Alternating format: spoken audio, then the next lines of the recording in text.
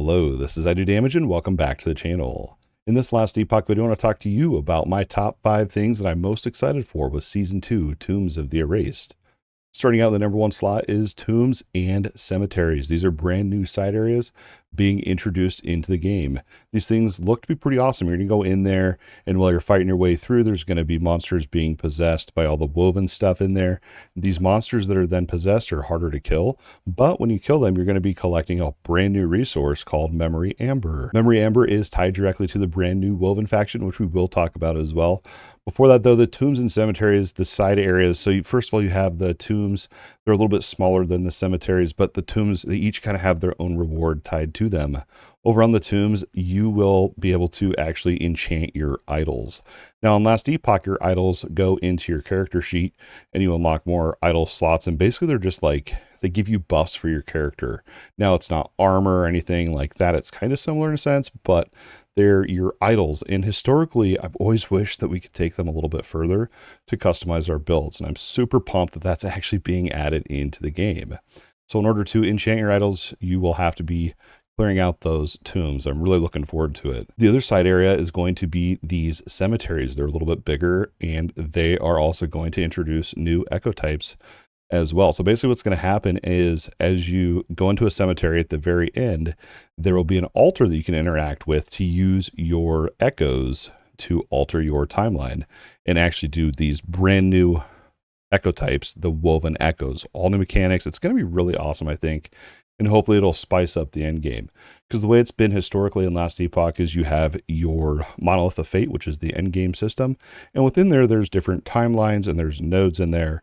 And each of those nodes, they're basically maps, but they're actually called echoes. So up until now, it was just a kind of echoes versus maps, whatever. But now echoes are going to be an actual tangible object that you can use at that altar and then put them into your timeline. These brand new echoes, the Memory Amber, all this stuff, as I said, is tied into the Woven faction. And that's going to bring us to number 2, a whole new faction to level up. You'll unlock the Woven faction when you complete your very first cemetery. The way you rank up in this faction is by gaining and spending that resource, Memory Amber, that I already mentioned. What you're going to be able to do here is you're going to be able to buy those woven echoes that we talked about, and higher ranks will give you more echoes, woven echoes that you can purchase with that Memory Amber. Now that's pretty cool, but they don't stop there. They take it a step further. There's a whole new skill tree, passive tree, whatever you want to call it, but it's actually going to be called the Weaver Tree. And in here, it's basically like your Atlas system from Path of Exile, where you can go in there and each time you rank up your Woven faction, you get a point to spend in this thing. And you can say, look, I want to get more of this type of encounter in my timeline. And it's just going to be a really great way to kind of customize your end game experience. That brings me on to number 3, the end game crafting changes. They're adding 6 whole new crafting systems to the game. It's crazy. We already talked about your idol enchanting, but they're also going to be adding in a way to shatter your set items. Now, set items for me in last Epoch have not been something I historically use because they're just not that strong really in comparison. But with this new crafting system, you're going to be able to shatter down those set items into runes that you can then use in the forge like you would with other affix runes. And by doing this, you're then going to be crafting these reforged set items, bringing those set items up a whole nother level in terms of power. I really can't wait to try all this out. They're also going to add in attribute swapping. I can't tell you how many times I found a piece of gear that had the right element, the right damage type, whatever, but it just didn't have that right attribute that I was looking for. You're going to be able to actually swap that out here. They're also reworking the experimental crafting system. So this one before was kind of locked behind the forge, and you would have to use a certain rune, and then you would craft this experimental affix. But now you're going to be able to go into this certain dungeon type and be able to actually craft them yourself with one experimental modifier on the item or whatever. It just is a whole nother way to customize your gear. They're also adding another way to re-roll uniques. There was one season, and I think I was doing like a fire spellblade. It might have been my fire aura build or whatever back then. But I got the unique I was finally looking for, but it rolled like real crap. So we're actually going to be able to re-roll those now. A whole nother thing here with legendary crafting. So in order to craft a legendary in the game, you have to have a unique that has a legendary power on it. And then that legendary power, however much you have, will decide how many affixes you can, craft onto the legendary you're crafting. I believe the range is like 1 to 4 legendary power you can find on these uniques. So if you have one that only has 1, you can actually take it and gamble it to get up to, I believe the cap is 4. You can correct me if I'm wrong. But you also run the risk of losing all of the legendary power. So this is going to be a whole nother system here to kind of work out. Next up, I wanted to talk about 2 new runes that they're going to be adding to the game as well. And this is going to be used with your crafting.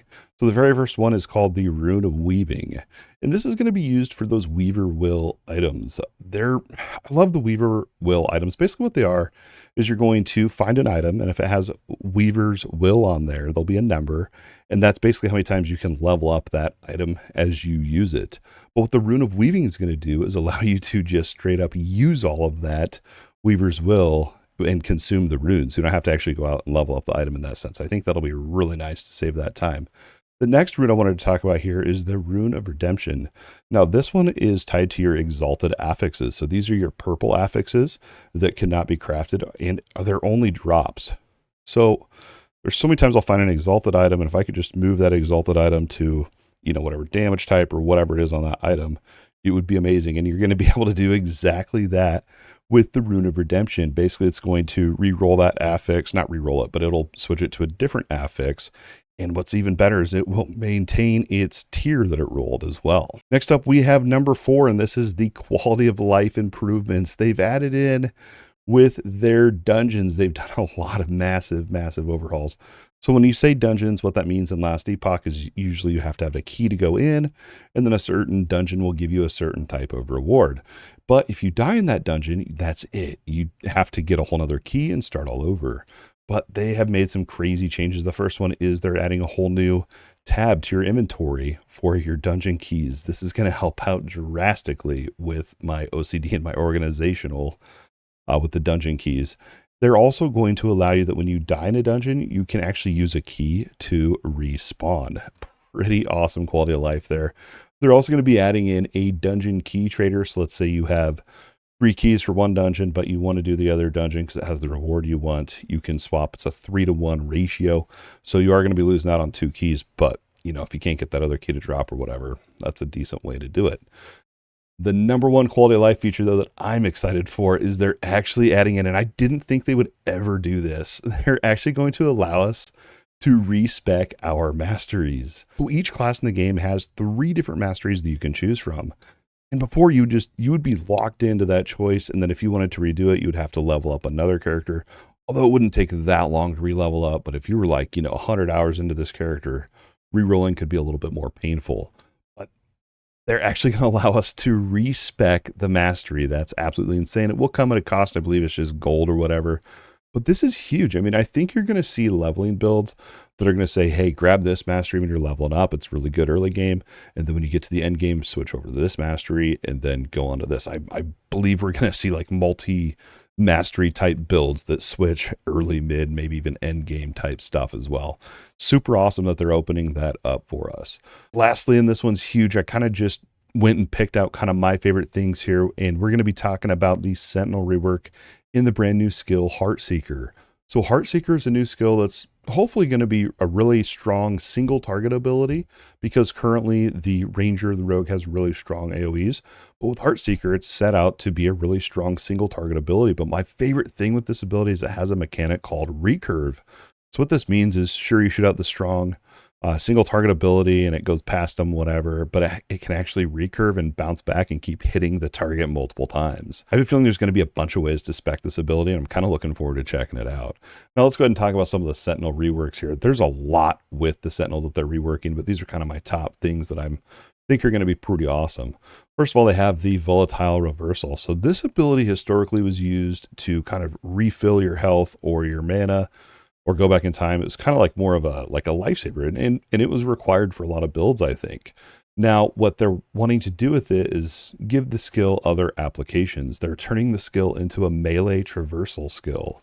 And there's so many different things you can do with traversal skills with it's going to be, I think, really interesting to see how you can take this ability and make it even better. Next up, they're reworking Sigils of Hope. They're actually now going to be called Symbols of Hope.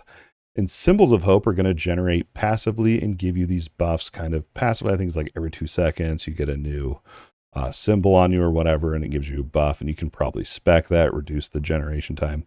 Again, I haven't dove into the trees, but I'm just kind of thinking of all the things that are maybe possible with it.